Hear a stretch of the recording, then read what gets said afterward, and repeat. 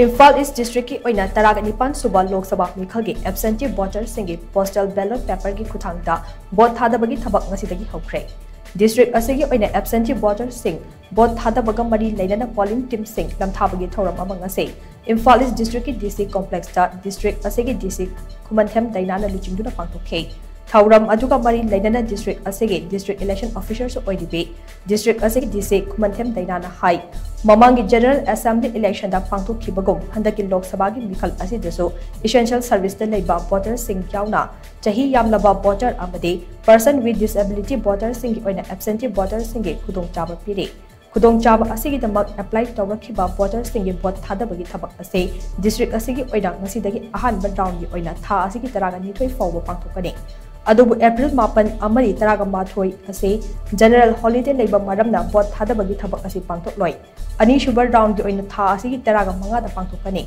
Masida district asigi oina absentee voter punna lising amaga chatruk humfutara mapan saruk lagani.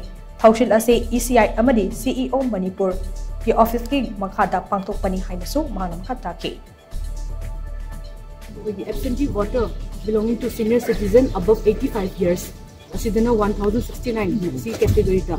The absentee voter belonging to persons with disabilities above 40%. Asidana 607 voters na opt obiri aduga essential services voter ahum amaga.